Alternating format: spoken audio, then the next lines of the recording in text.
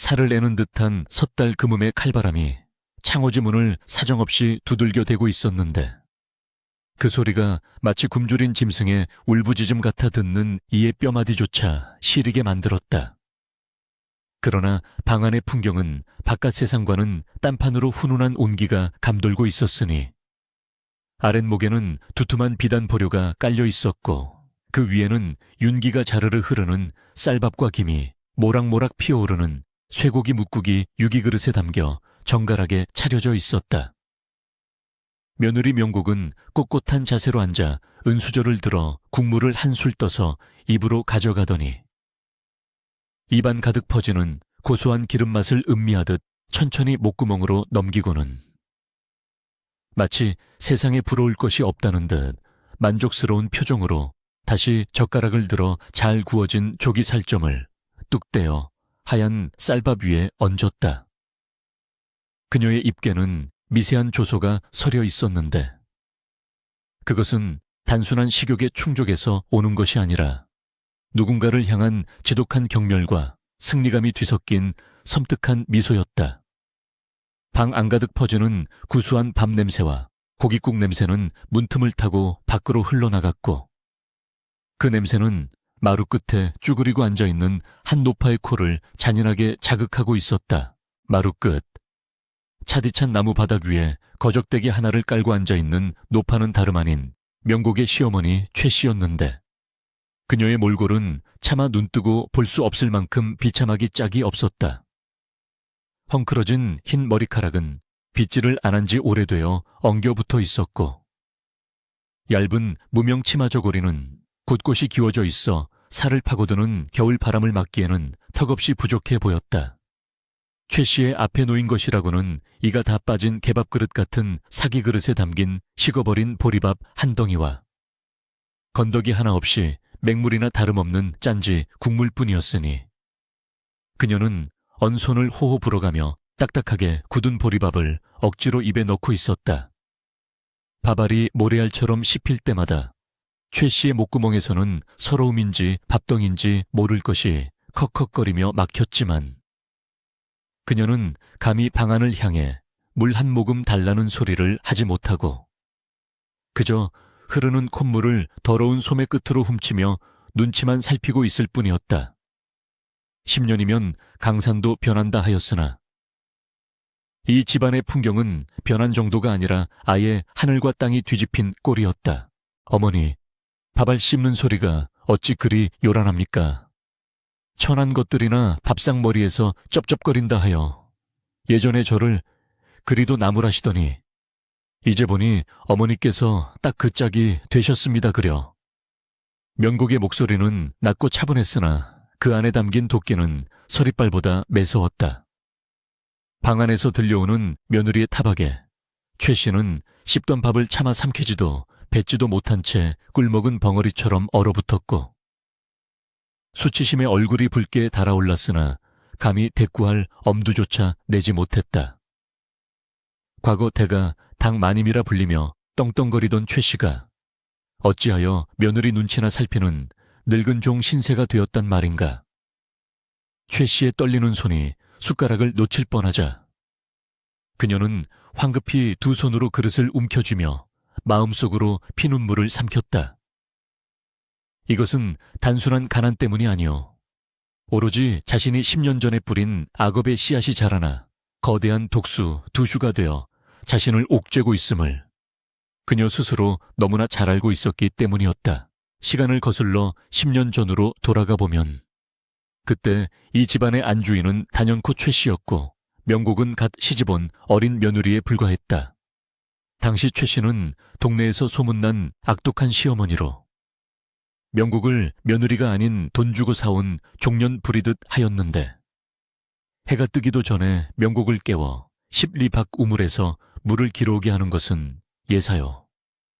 한겨울 얼음이 둥둥 떠다니는 가을개에서 맨손으로 빨래를 시키며 손등이 터져 피가 나도 눈 하나 깜짝하지 않았다. 명곡이 임신하여 입덧으로 고생할 때조차 어디서 귀한 척을 하느냐. 밭일이 산더미 같은데 꾀병을 부린다며 밥을 굶기기 일쑤였고 명곡이 친정에서 가져온 혼수품들을 트집 잡아 하나씩 빼앗아 자신의 딸에게 줘버리는 파렴치한 짓도 서슴지 않았었다. 어느 날 명곡이 고된 시집살이를 견디다 못해 부엌 구석에서 숨죽여 울고 있을 때 최 씨는 들어와 솥뚜껑을 쾅 닫으며 재수없게 어디서 곡소리를 내느냐, 내년이 들어와 집안 기운이 쇠한다며 뜨거운 물바가지를 면곡의 발치에 집어던졌으니 그때 면곡의 가슴속에 맺힌 한 H&A은 깊은 우물보다 깊고 시커먼 멍보다 더 짙게 새겨지고 말았다. 그러나 인과응보라 했던가. 하늘은 무심하지 않아 최 씨의 횡포를 영원히 두고 보지 않았다. 최 씨가 금지오겹이라며 감싸고 돌던 아들은 주색잡기에 빠져 가산을 탕진하더니 급기야 몹쓸 병에 걸려 요절하고 말았고 믿었던 남편마저 화병으로 세상을 뜨자 집안은 풍비박산이 나고 말았다. 빚쟁이들이 들이닥쳐 집안의 세간을 모조리 딱지를 붙여 가져가고 남은 것이라고는 쓰러져가는 초가 3간뿐이었을 때 그 몰락한 집안을 다시 일으켜 세운 것은 다름 아닌 며느리 명곡이었다. 명곡은 친정에서 배운 바느질 솜씨와 타고난 장사 수완으로 시장 바닥을 누비며 억척스럽게 돈을 모았고 밤낮 없이 일하여 빚을 갚고 논밭을 다시 사들이며 집안의 경제권을 완전히 장악하게 되었다. 반면 평생 손에 물 한 방울 안 묻히고 호의호식하던 최 씨는 늙고 병든 몸뚱이 하나 외에는 아무것도 가진 것이 없는 처지가 되었으니 이제 밥숟가락 하나를 뜨는 것조차 며느리의 처분만을 기다려야 하는 신세로 전락하고 만 것이다. 명곡은 시어머니가 자신에게 했던 모든 멸시와 학대를 잊지 않고 뼈에 새겨두었으며 이제 그 빚을 이자와 함께 철저하게 갚아주리라 맹세하고 있었다. 다시 현재로 돌아와 명곡은 밥그릇을 깨끗이 비우고는 숭늉 그릇을 들어 입가심을 한 뒤 천천히 문을 열었다.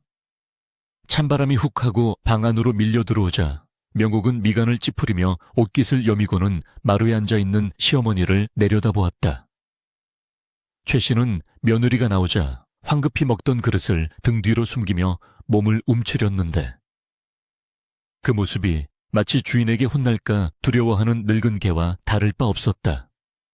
명곡은 그 비굴한 모습을 보며 가슴속 깊은 곳에서 알 수 없는 쾌감과 동시에 혐오감이 치밀어 오르는 것을 느꼈다. 어머니, 다 드셨으면 설거지통에 그릇을 담가 두세요. 그리고 오늘 안에 저 뒷방에 쌓인 콩을 다 골라 놓으셔야 합니다. 썩은 콩 하나라도 섞여 있으면 내일 아침상은 국물도 없을 줄 아세요. 면곡의 말은 명령이라기보다는 선고에 가까웠고 최 씨는 그저 알겠다, 알겠어, 내 얼른 하마라며 굽실거릴 뿐이었다. 그때였다. 최 씨가 서둘러 일어나려다 그만 다리에 힘이 풀려 휘청거리는 바람에 등 뒤에 숨겨두었던 사기 그릇이 마루 밑으로 떨어져 챙그랑하는 날카로운 파열음을 내며 산산조각이 나고 말았다. 순간 정적이 감돌았고 최 씨의 얼굴은 사색이 되어 파랗게 질려버렸다. 그 그릇은 비록 낡고 이가 빠졌을지언정 최 씨가 밥을 얻어먹을 수 있는 유일한 식기였기에 그녀에게는 생명줄이나 다름없었다. 깨진 그릇 조각들이 차가운 땅바닥에 흩어지자 최 씨는 털썩 주저앉아 덜덜 떨리는 손으로 조각들을 주워 모으려 했으나 날카로운 사기 조각에 손가락이 베어 붉은 선혈이 뚝뚝 떨어져 내렸다.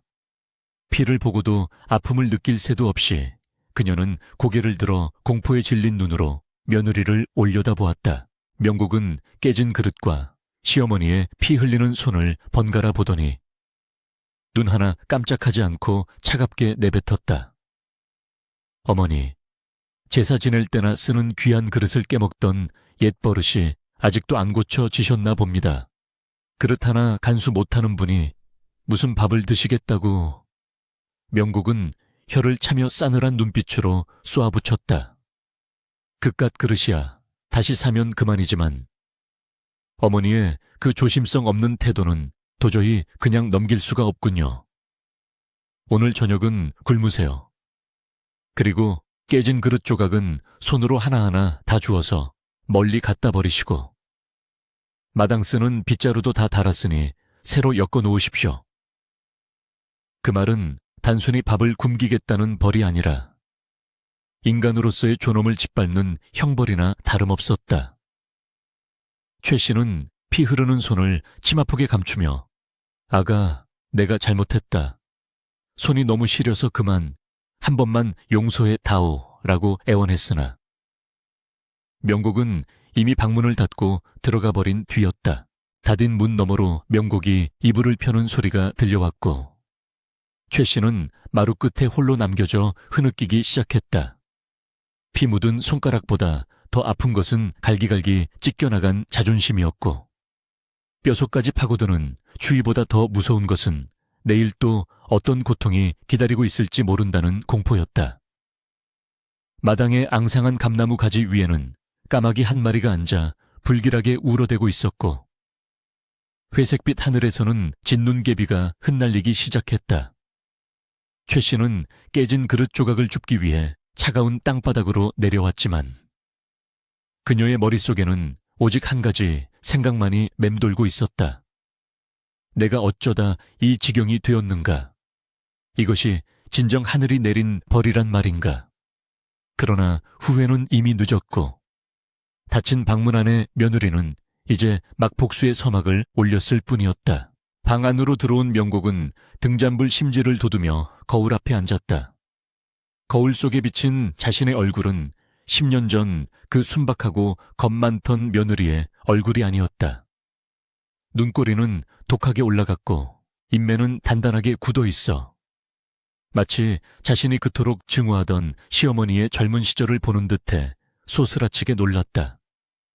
하지만 명곡은 이내 고개를 저으며 마음을 다잡았다. 아니야, 나는 달라.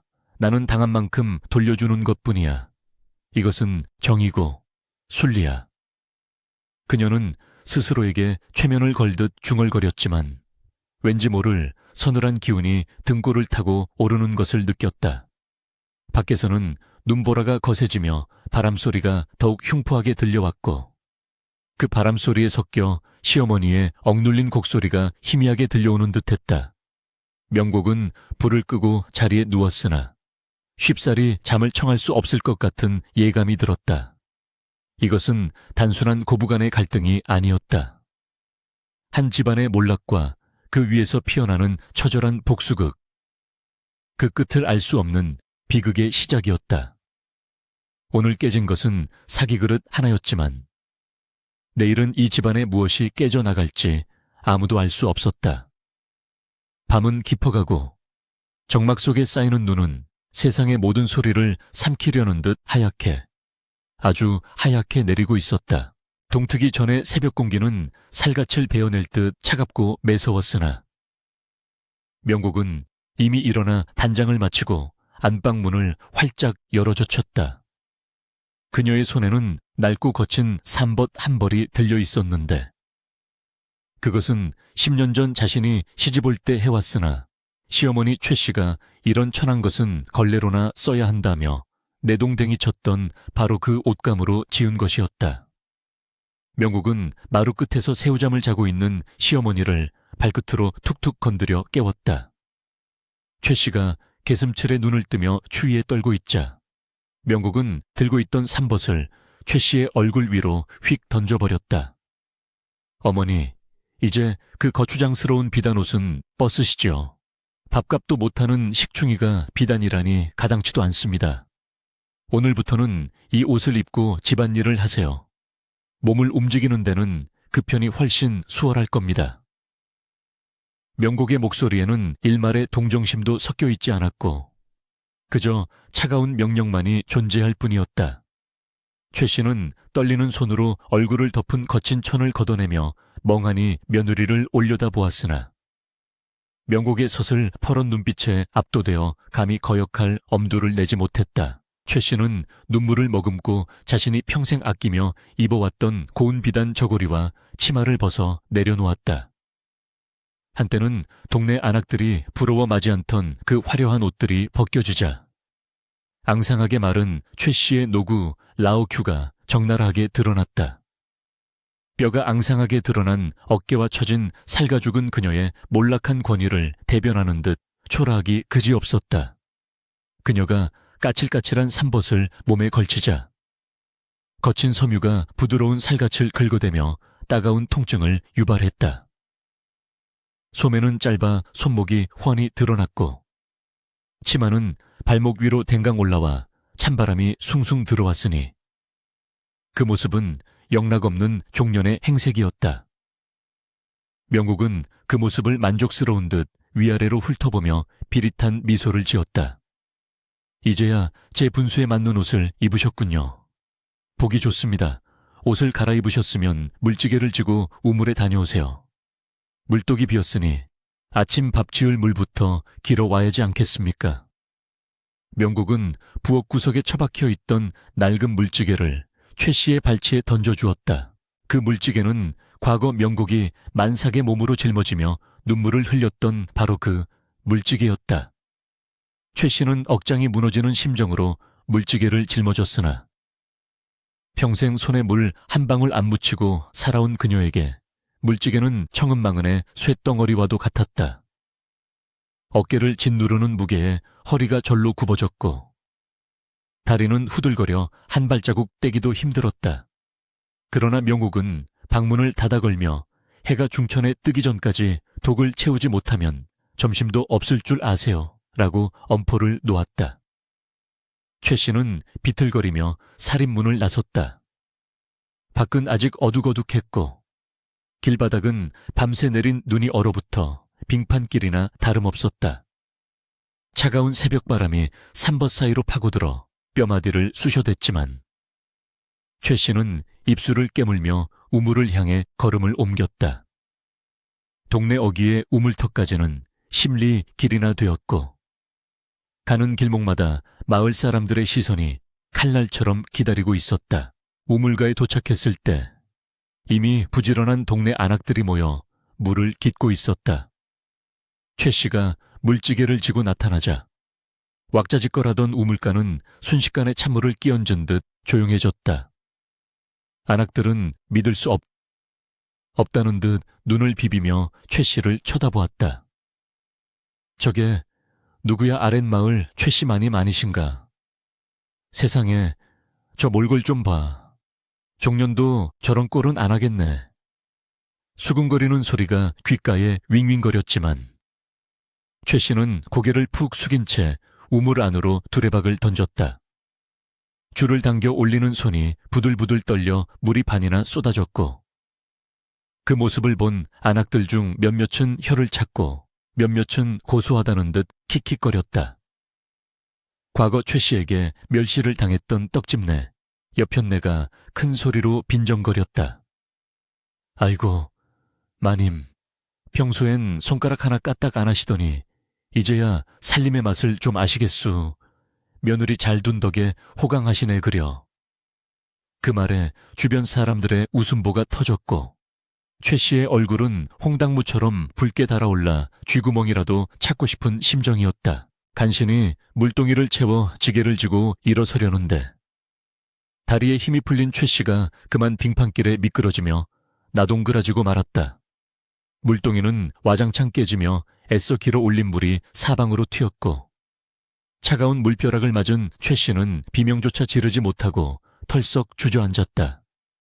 깨진 독조각이 무릎을 스쳐 피가 배어 나왔고 젖은 삼벗은 순식간에 얼어붙어 갑옷처럼 딱딱해졌다. 아이고, 저걸 어째... 몇몇 안악이 안쓰러운 마음에 다가오려 했으나 어디선가 나타난 명곡이 앞을 가로막았다. 명곡은 언제 따라왔는지 싸늘한 표정으로 쓰러진 시어머니를 내려다보고 있었다. 어머니, 칠칠맞게 그게 무슨 꼴입니까? 물 한 동이도 제대로 못 나르면서 밥은 어떻게 목구멍으로 넘어가던가요? 명곡의 목소리는 우물가의 소란을 잠재울 만큼 날카로웠다. 사람들은 명곡의 기세에 눌려 슬금슬금 뒷걸음질 쳤다. 명국은 주저앉은 최 씨를 일으켜 세우기는커녕 깨진 독조각을 발로 툭 차며 말했다. 제가 시집와서 물동이 깨뜨렸을 때 어머니가 뭐라 하셨는지 기억하십니까? 천한 것들은 뼈가 부러져 봐야 정신을 차린다고 하셨지요. 지금 보니 그 말씀이 100번 옳습니다. 일어나세요. 독이 깨졌으면 몸으로라도 때워야지요. 가을가에 가서 빨래라도 해 오십시오. 그것은 지독한 악의 이의였다.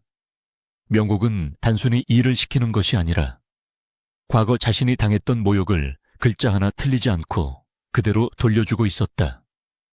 최 씨는 젖은 옷을 입은 채 덜덜 떨며 명국을 올려다보았지만 며느리의 눈동자에는 자신의 모습이 아닌 10년 전 억울하게 당했던 한 맺힌 여인의 모습만이 비치고 있을 뿐이었다. 최 씨는 울음을 삼키며 억지로 몸을 일으켰다. 무릎에서 흐르는 피가 하얀 눈밭을 붉게 물들였지만 명국은 눈길조차 주지 않고 뒤돌아섰다. 가을가는 꽁꽁 얼어붙어 있었고 명국은 망치로 얼음을 깨 구멍을 만들었다. 최 씨는 감각이 없어진 손을 얼음물에 담그고 빨래를 비벼대기 시작했다. 손등은 이미 터져서 피와 진물이 흘러나왔고 찬물에 닿을 때마다 살을 찢는 듯한 고통이 전신을 강타했다. 명국은 가을가 언덕에 서서 팔짱을 낀 채 그 모습을 감시했다. 더 세게 비비세요. 때가 하나도 안 빠지지 않았습니까? 정신이 해이해지니 손끝에 힘이 안 들어가는 겁니다. 명국의 타박은 끝이 없었다. 최 씨가 너무 힘들어 잠시라도 손을 멈추면 명국은 가차없이 돌멩이를 물속으로 던져 물이 튀게 만들었다. 어머니, 제가 엄동설 안에 빨래할 때 손 시리다고 하면 찬물은 정신을 맑게 한다며 즐거워하셨지요. 어떠십니까? 정신이 좀 맑아지셨습니까? 명국의 입가에 맺힌 잔인한 미소는 겨울바람보다 더 차가웠다. 최 씨는 빨래 방망이를 두드리며 하염없이 눈물을 흘렸다. 빨랫감 위로 떨어지는 눈물은 곧바로 얼어붙어 버렸다. 그녀는 뼈저리게 깨닫고 있었다. 자신이 며느리에게 했던 모든 말과 행동이 부메랑이 되어 돌아와 자신의 목을 겨누고 있음을. 그때는 자신이 영원히 갑지하일 줄 알았고 며느리는 영원히 자신의 발밑에 기어다니는 벌레인 줄 알았다. 하지만 권력은 바람과 같아서 언제 방향을 바꿀지 모르는 것이었다. 지나가던 스님이 혀를 차며 나무아미탑을 업보가 무섭구나. 무서워 라고 중얼거리는 소리가 들려왔다. 최 씨는 그 소리에 가슴이 철렁 내려앉았다. 이것은 단순한 괴롭힘이 아니라 하늘이 내린 징벌이자 피할 수 없는 굴레였다. 그녀는 빨개진 손을 호호 불어가며 맹세했다. 만약 이 고통에서 벗어날 수만 있다면 다시는 남의 눈에 피눈물 나게 하지 않겠노라고. 하지만 그 맹세가 하늘에 닿기에는 그녀가 쌓은 죄업의 탑이 너무나 높았다. 해가 뉘엿뉘엿지고 어둠이 깔릴 때쯤 명곡은 그제야 빨래를 멈추게 했다. 최 씨는 젖은 몸으로 하루 종일 떨어서 입술이 파랗게 질려 있었고 걸음조차 제대로 걷지 못해 기어가다시피 집으로 돌아왔다. 따뜻한 아랫목이 간절했지만 명국은 최 씨를 냉골인 문간방으로 밀어넣었다. 기름 아까우니 불켤 생각 마시고 달빛에 의지해 밤새 콩나물이나 다듬으세요. 내일 장에 내다 팔아야 하니까요. 명국은 콩나물 시루를 방 안으로 들이밀고는 문을 쾅 닫아버렸다. 칠흑 같은 어둠 속 창호지 문틈으로 새어들어오는 희미한 달빛만이 최 씨의 유일한 벗이었다. 그녀는 꽁꽁 언 손을 겨드랑이에 끼워 녹이며 콩나물을 다듬기 시작했다. 손가락 마디마디가 끊어질 듯 아팠지만 일을 마치지 않으면 내일 또 어떤 보복이 기다리고 있을지 알 수 없었다. 방 안에서 들려오는 명곡의 숨소리는 고르고 평온했다. 복수를 실행하고 있는 명곡은 과연 행복한 것일까? 최 씨는 문득 그런 의문이 들었다. 며느리의 얼굴에서 웃음기가 사라진 지 오래였다. 그녀는 시어머니를 괴롭힐 때만 잠깐 생기를 띨 뿐. 그 외의 시간에는 마치 영혼이 빠져나간 인형처럼 공허해 보였다. 최 씨는 자신의 고통도 고통이었지만 악귀처럼 변해가는 며느리의 모습에서 더 큰 공포를 느꼈다. 자신이 괴물을 키운 것이나 다름없었다. 아가, 내가 미안하다. 정말 미안하다. 최 씨는 들리지 않을 사죄의 말을 허공에 내뱉으며 눈물을 훔쳤다. 밖에서는 다시 눈발이 날리기 시작했고 바람은 밤새도록 문풍지를 울리며 구슬프게 울어댔다. 멍에를 쓴 시어머니와 채찍을 든 며느리. 이 기막힌 동거는 깊은 겨울밤과 함께 더욱 깊은 수렁으로 빠져들고 있었다. 문간방의 냉기는 최 씨의 뼈속까지 파고들었지만 그녀의 가슴속에 맺힌 후회의 응어리는 그 어떤 추위보다 더 시리고 아팠다. 내일 아침이 오는 것이 두려운 밤. 최 씨는 웅크린 채 밤새 잠들지 못하고 자신의 지난 날을 되새김질하며 고통스러운 밤을 지새워야만 했다. 봄 기운이 대지를 녹이고 얼어붙었던 가을물이 졸졸 흐르기 시작했으나 명곡의 집안에는 여전히 한겨울의 냉기보다 더한 삭막함이 감돌고 있었다. 최 씨는 지난 몇 달간의 고된 시집살이로 인해 10년은 더 늙어버린 듯 했다. 그녀의 손은 거북이 등껍질처럼 갈라져 피가 배어 나왔고 허리는 계자로 굽어 펴질 줄을 몰랐으며 휑한 눈동자는 생기를 잃은 지 오래였다. 명곡의 괴롭힘은 날이 갈수록 교묘해져 이제는 육체적인 고통을 넘어 정신을 갉아먹는 지경에 이르렀다. 밥상에 돌을 섞어 놓거나 밤새 문풍지를 뜯어 찬바람이 들어오게 하는 것은 예사였고 때로는 아무 이유 없이 하루 종일 투명 인간 취급을 하며 말 한마디 섞지 않는 침묵의 형벌을 내리기도 했다. 최 씨에게 이 집은 더 이상 안식처가 아닌 숨막히는 감옥이자 생지옥이었다. 어느 날 밤 쪽잠을 자던 최 씨는 문득 이대로 있다가는 쥐도 새도 모르게 죽어나가 거적에 말려 버려질 것이라는 공포에 사로잡혔다. 도망쳐야 한다.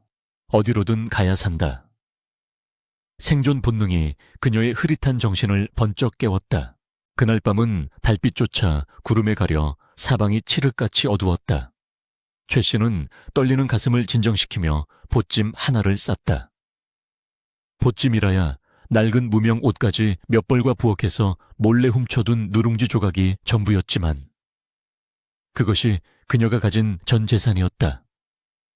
명옥이 깊이 잠든 것을 확인하기 위해 안방 문 앞에 귀를 대보았더니 고른 숨소리가 들려왔다.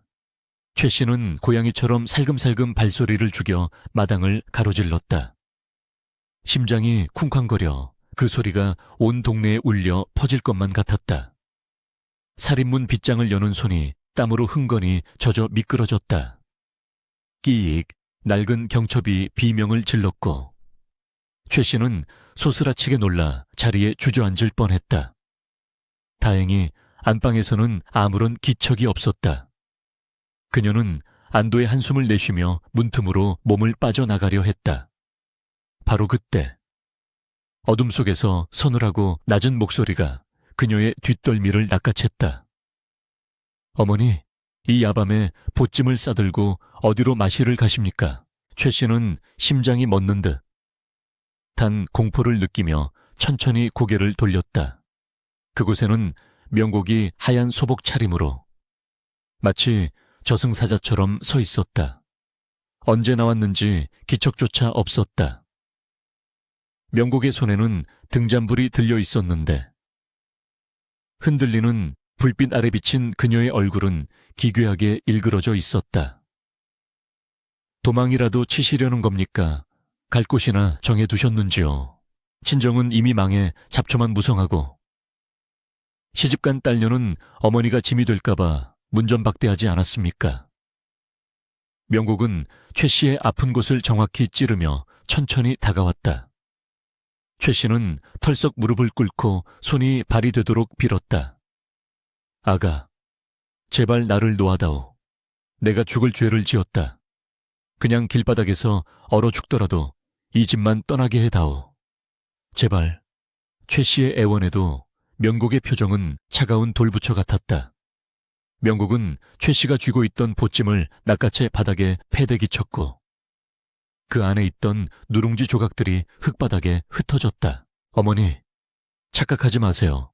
저는 어머니를 죽이려는 게 아닙니다. 효도를 다하려는 것이죠. 옛말에 며느리가 늙은 시어머니를 봉양하는 것은 하늘의 도리라 하지 않았습니까? 제가 10년 전 도망치려 했을 때 어머니가 저를 머리채 잡아 끌고 와서 광에 가두며 뭐라 하셨죠. 이 집 귀신이 되기 전에는 한 발자국도 못 나간다고 하셨지요. 저도 그 말씀을 따르려는 것뿐입니다. 명곡의 눈빛에는 광기가 서려 있었다. 그녀는 도망치려는 시어머니를 붙잡아 억지로 다시 마루 밑방으로 끌고 갔다. 최 씨는 비명조차 지르지 못한 채 질질 끌려갔고 명곡은 밖에서 문을 걸어 잠갔다. 오늘 밤은 반성의 시간을 가지세요. 내일 아침에는 정신이 좀 드실 겁니다. 굳게 닫힌 문 너머로 최 씨의 절망적인 흐느낌이 새어나왔지만 명곡은 뒤도 돌아보지 않고 안방으로 돌아왔다. 방으로 돌아온 명곡은 거친 숨을 몰아쉬며 자리에 주저앉았다. 손이 덜덜 떨리고 있었다. 승리감에 도취되어야 마땅한 순간이건만. 가슴 한구석이 텅 빈 것처럼 공허하고 시렸다.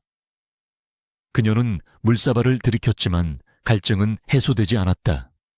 억지로 잠을 청하려 했으나 눈앞에 방금 전 공포에 질린 시어머니의 얼굴이 어른거려 잠들 수가 없었다. 그 얼굴은 10년 전 우물가에서 매질을 당하며 살려달라고 빌던 자신의 모습과 너무나도 닮아 있었다. 명곡은 홀린 듯 일어나 경대 앞에 앉았다. 희미한 등잔불 아래 구리 거울 속에 비친 여인은 누구인가? 헝클어진 머리, 도끼로 가득 찬 눈, 앙다문 입술. 그것은 자신이 그토록 증오하고 혐오했던 젊은 시절 시어머니. 최 씨의 얼굴과 판박이었다. 아니야, 나는 달라. 명곡은 고개를 저으며 부정했지만 거울 속의 여인은 비웃듯 그녀를 노려보고 있었다. 괴물과 싸우는 자는 스스로 괴물이 되지 않도록 조심해야 한다는 옛 성현의 말이 뇌리를 스쳤다. 명옥은 자신이 정당한 복수를 하고 있다고 믿어왔다. 받은 만큼 돌려주는 것. 그것이 정의라고 생각했다. 하지만 지금 거울 속에 있는 것은 정의의 사도가 아니라 또 하나의 악귀일 뿐이었다.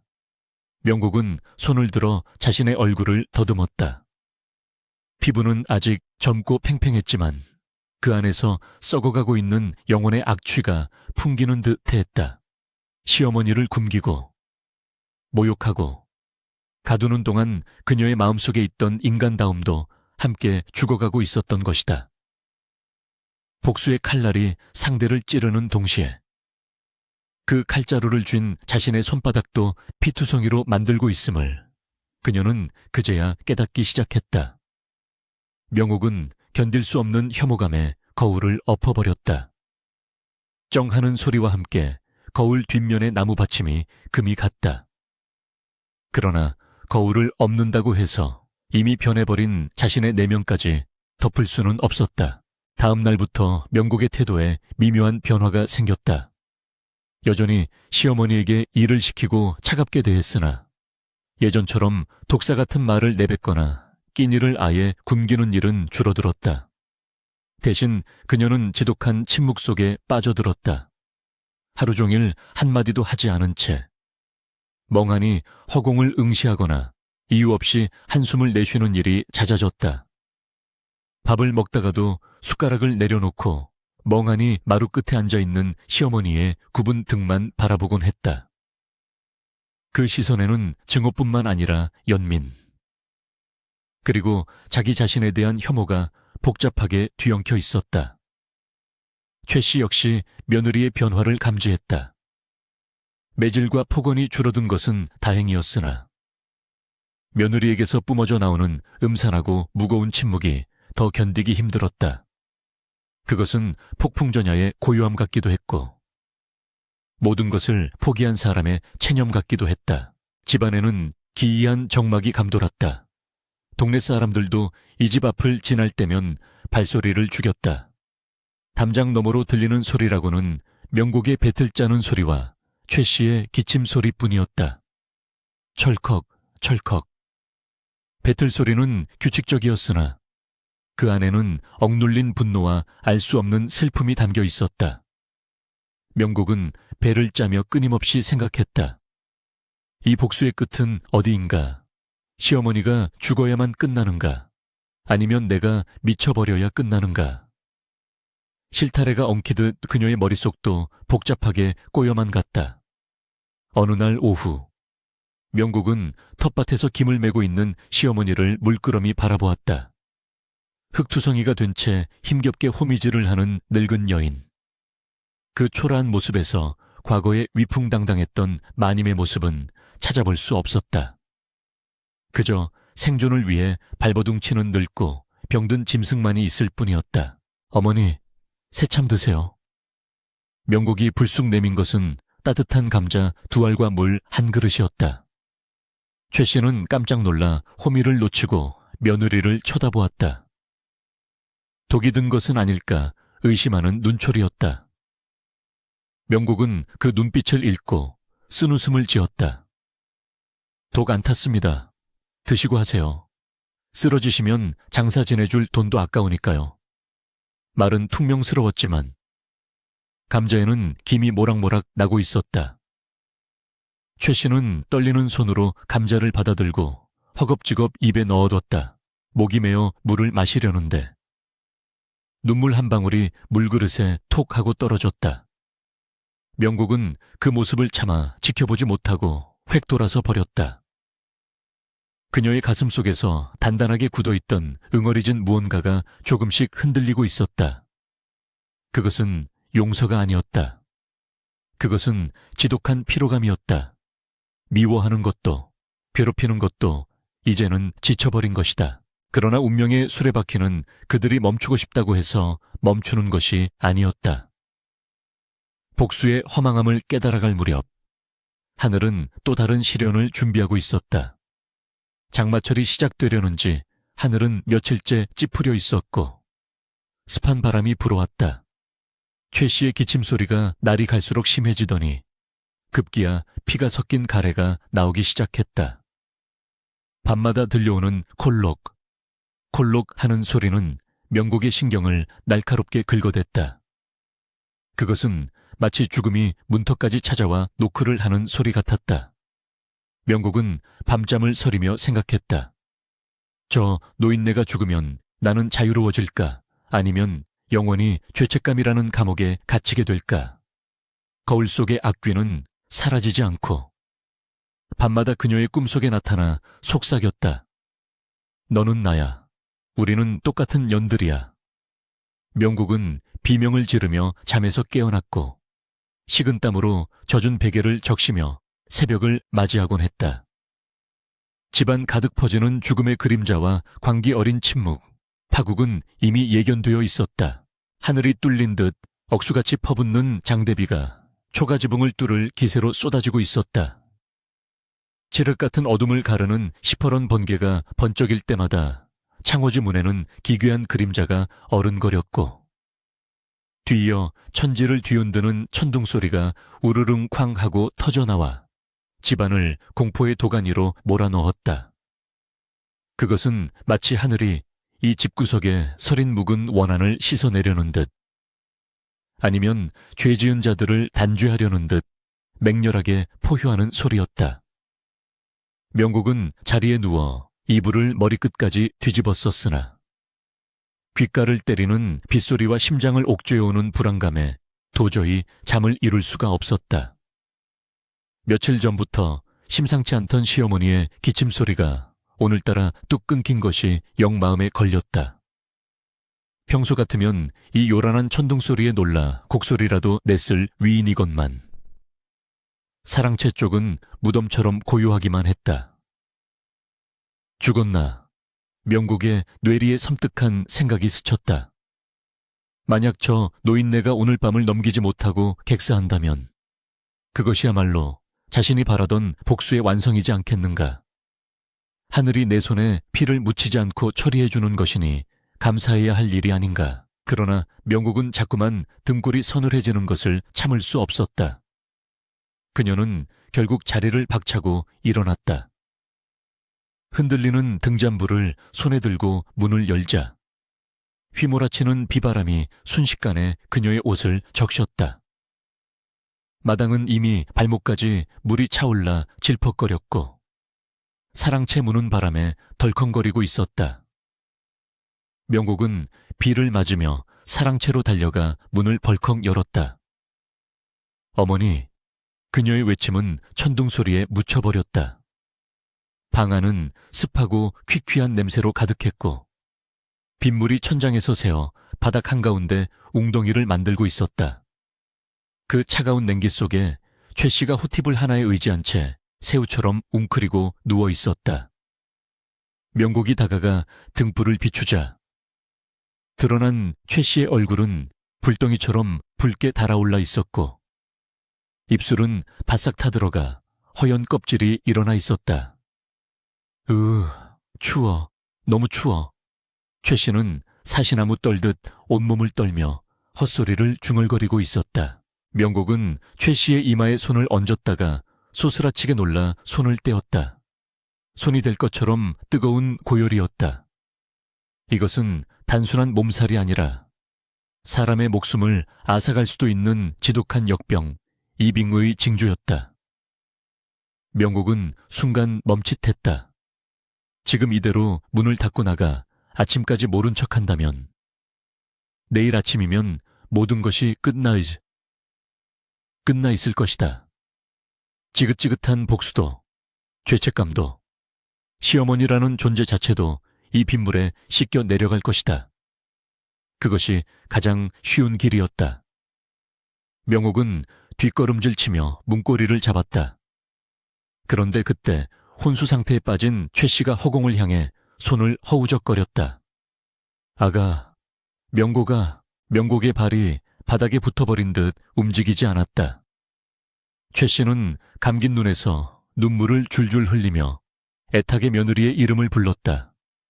명곡아, 내 아가, 밥은 먹었느냐? 헛몸도 아닌데 어찌 찬물에 손을 담그느냐? 그러다 손 튼다. 들어가라. 어서 들어가. 그것은 면곡이 10년 전 만삭의 몸으로 빨래터에서 고생할 때 단 한 번도 들어보지 못한 따뜻한 말이었다. 아니, 어쩌면 최 씨의 마음 깊은 곳, 아주 깊은 곳 어딘가에 숨겨져 있었으나 욕심과 도끼에 가려져 나오지 못했던 진심이었을까? 아니면 죽음을 앞둔 자가 지어내는 환상인가?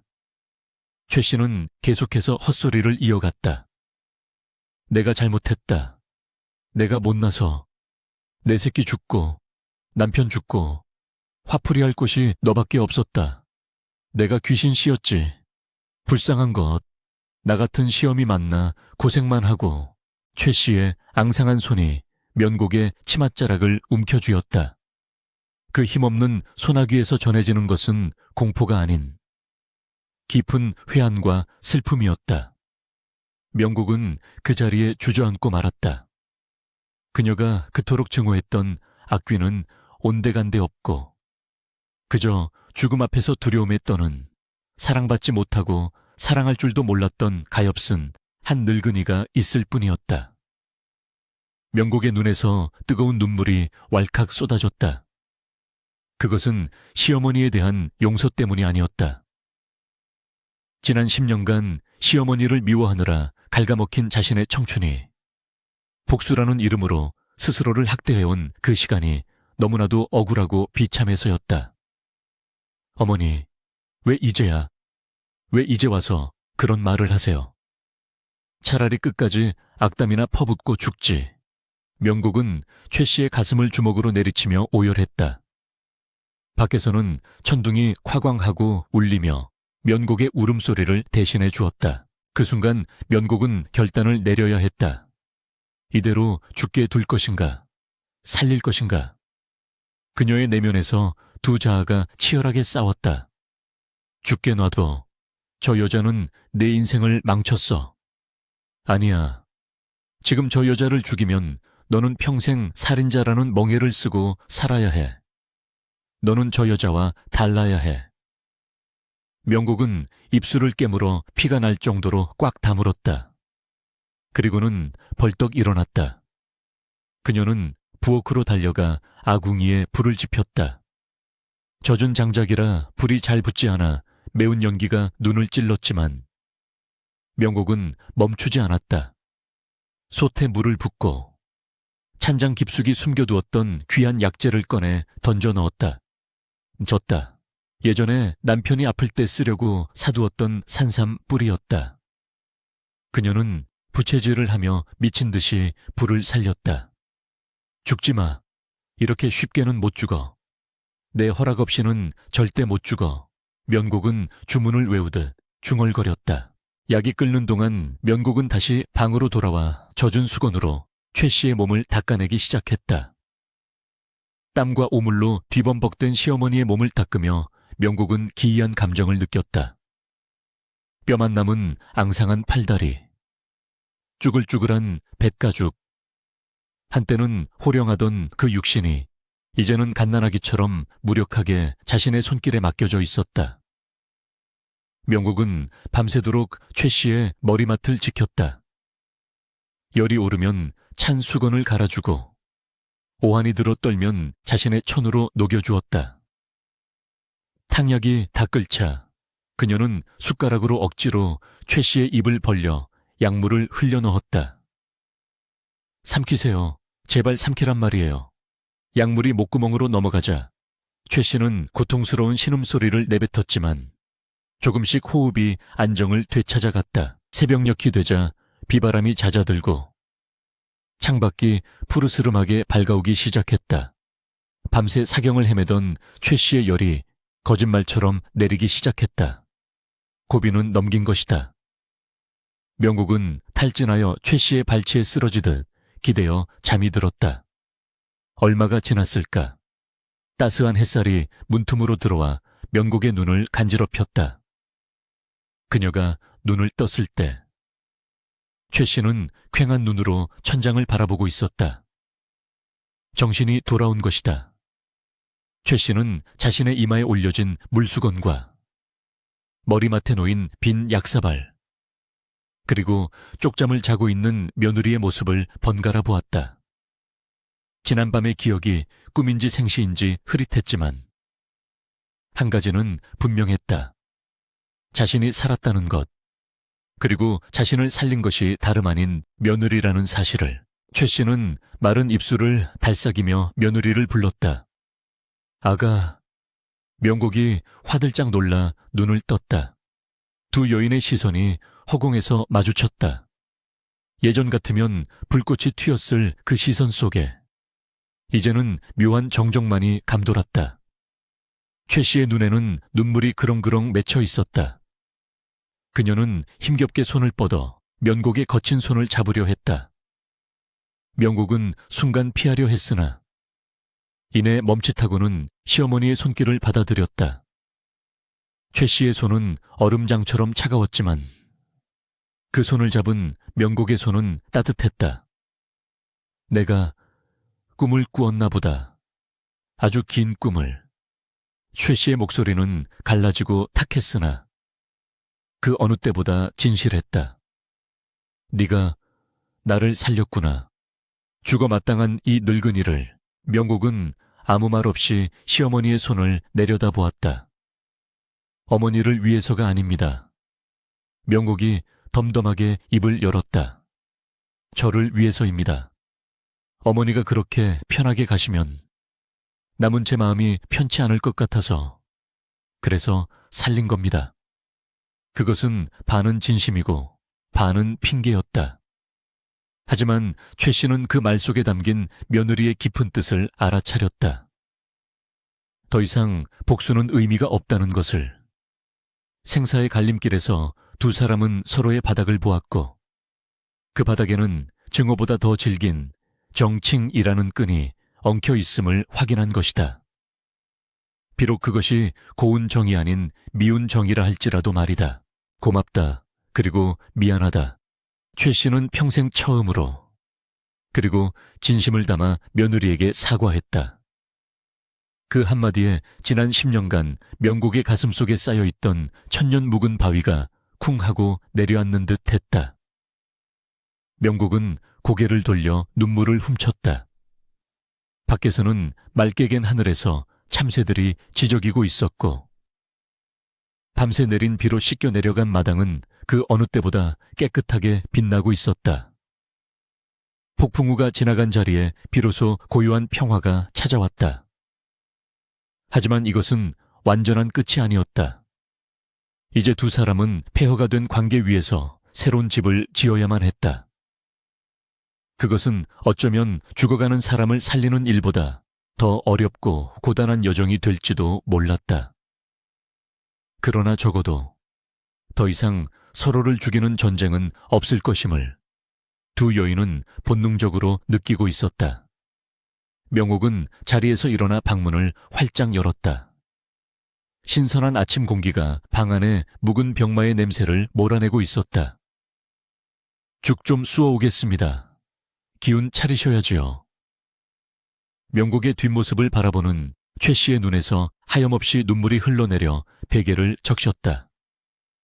그것은 회개의 눈물이자 갱생 갱성의 눈물이었다. 어느덧 계절은 돌고 돌아 다시 찬바람이 불어오는 늦가을이 되었으나 명곡의 집 앞마당에는 쑥부쟁이 꽃들이 보랏빛 물결을 이루며 흐드러지게 피어 있었다.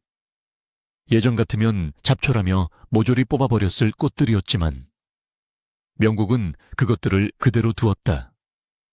척박한 땅에서도 기어이 뿌리를 내리고 늦게나마 꽃망울을 터뜨리는 그 모습이 마치 뒤늦게 깨달음을 얻고 화해의 길로 들어선 자신들의 처지와 닮았다고 여겼기 때문이다. 집안의 공기는 1년 전 그 살벌했던 겨울과는 사뭇 달랐다. 날카로운 고성과 비명이 오가던 자리에는 이제 따스한 햇살과 고요한 평온만이 내려앉아 있었다. 최 씨는 이제 완전히 기력을 회복하지는 못했지만 지팡이를 짚고 거동할 수 있을 만큼은 호전되어 있었다. 그녀는 양지바른 툇마루에 앉아 다해진 며느리의 버선볼을 깁고 있었는데 그 표정에는 더 이상 도끼나 두려움이 서려 있지 않았고 대신 세월의 풍파를 견뎌낸 노목 라오묵과 같은 담담함과 온화함이 깃들어 있었다. 바늘을 쥔 손은 여전히 투박하고 거칠었지만 한 땀 한 땀 이어가는 그 손길에는 며느리에 대한 미안함과 고마움이 깊이 배어 있었다. 명곡은 장터에서 돌아오는 길이었다. 그녀의 보찜에는 겨울을 날 땔감과 최 씨가 좋아하는 생선 한 코가 들려 있었다. 대문을 들어서자마자 마당을 쓸고 있는 최 씨를 본 명곡은 황급히 달려가 빗자루를 빼앗았다. 어머니, 찬바람 쐬지 마시라고 몇 번을 말씀드려야 합니까? 기껏 살려놓았더니 또 알아누우시려고 그러십니까? 명곡의 말투는 여전히 퉁명스러웠으나 그 안에는 짜증이 아닌 걱정이 묻어 있었다. 최 씨는 멋쩍게 웃으며 허리를 폈다. 아니다, 아가. 방 안에만 있으니 좀이 쑤셔서. 그리고 내 손으로 마당이라도 쓸어야 밥값이 덜 미안하지 않겠느냐. 최 씨의 말에 명곡은 콧방귀를 뀌었지만 입가에는 옅은 미소가 번졌다. 밥값은 나중에 저승 가서 조상님들께 갚으시고 지금은 그냥 가만히 계시는 게 돕는 겁니다. 어서 들어가세요. 국 끓여 올리겠습니다. 두 사람 사이에 오가는 대화는 투박했지만 그 밑바닥에는 서로를 향한 깊은 신뢰와 연민이 흐르고 있었다. 그것은 끓어오르는 용암 같았던 증오가 식어 단단한 바위가 되고 그 위에 다시 흙이 덮여 풀이 자라난 것과 같은 단단한 유대였다. 저녁 상차림은 소박했다. 1년 전 명곡 혼자 먹던 기름진 쌀밥과 고깃국은 아니었지만 구수한 된장찌개와 보리밥 그리고 명곡이 사온 조기 한 마리가 노릇노릇하게 구워져 올라와 있었다. 가장 큰 변화는 두 사람이 한 밥상에 마주 앉아 있다는 것이었다. 최 씨는 숟가락을 들기 전 밥상머리에서 잠시 눈을 감고 기도를 올렸다. 과거에는 자신이 누리는 모든 것이 당연하다고 여겼으나 굶주림과 추위, 그리고 죽음의 문턱을 넘어본 지금은 밥 한 톨, 국 한 모금이 얼마나 귀하고 감사한 것인지 뼈저리게 알고 있었기 때문이다. 드세요. 식겠습니다. 명곡이 밥그릇 뚜껑을 열어주자 김이 모락모락 피어오르며 방 안을 구수한 냄새로 채웠다. 최 씨는 국을 한술 뜨더니 조심스럽게 생선 가시를 발라 명곡의 밥숟가락 위에 얹어주었다. 너 많이 먹어라. 장에 다녀오느라 고생했는데 살이 많이 빠졌구나. 명곡은 밥 위에 놓인 하얀 생선살을 물끄러미 바라보았다. 10년 전 자신이 임신했을 때 생선 대가리조차 아까워하며 주지 않던 시어머니였다. 그리고 1년 전 그 시어머니에게 썩은 콩을 골라내라며 밥을 굶기던 자신이었다. 그 지독했던 악연의 고리가 이 작은 생선살 한 점으로 녹아내리는 듯했다. 명곡의 목이 메어왔다. 그녀는 눈물을 감추기 위해 밥을 크게 떠서 입에 넣었다. 어머니나 드세요. 저는 찌개면 됩니다. 명곡이 짐짓 타박하듯 말했지만 최 씨는 빙그레 웃으며 자신의 국물만 들이킬 뿐이었다. 나는 괜찮다. 늙은이가 맛있는 거 먹어봐야 소화만 안 되지.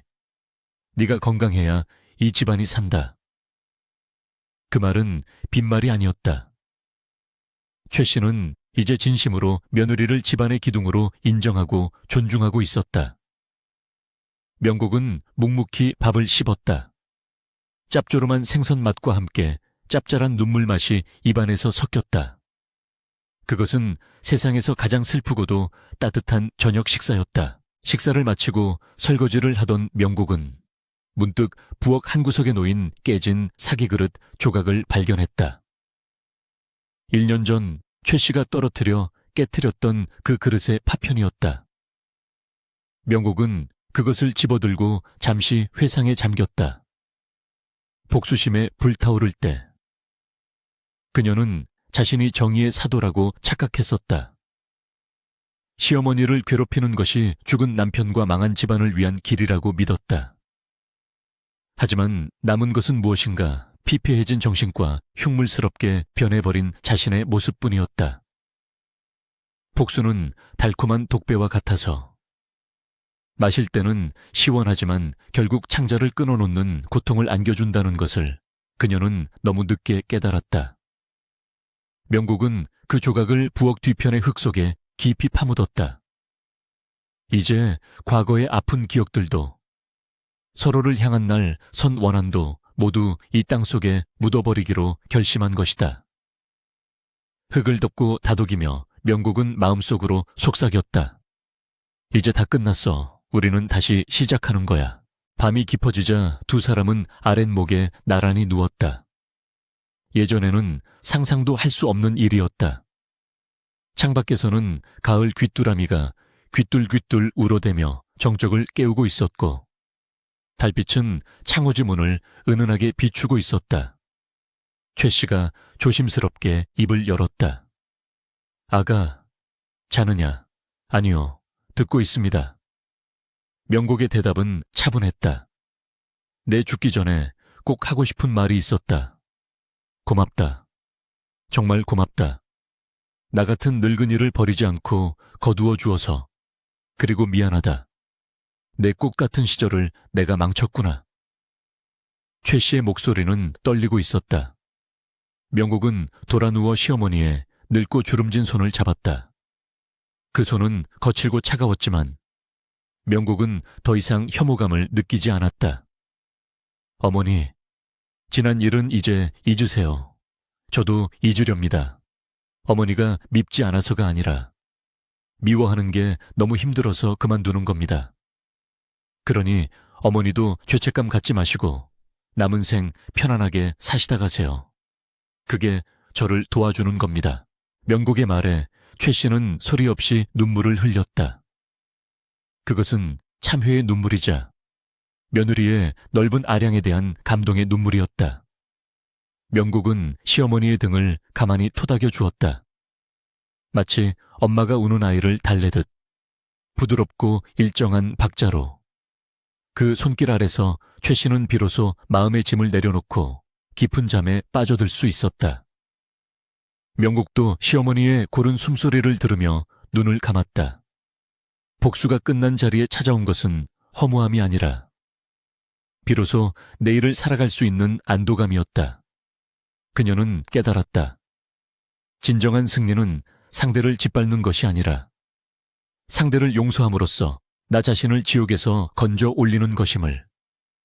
밖에서는 바람이 불어와 쑥부쟁이 꽃들을 흔들었지만 꽃들은 꺾이지 않고 서로 몸을 비비며 추위를 견디고 있었다.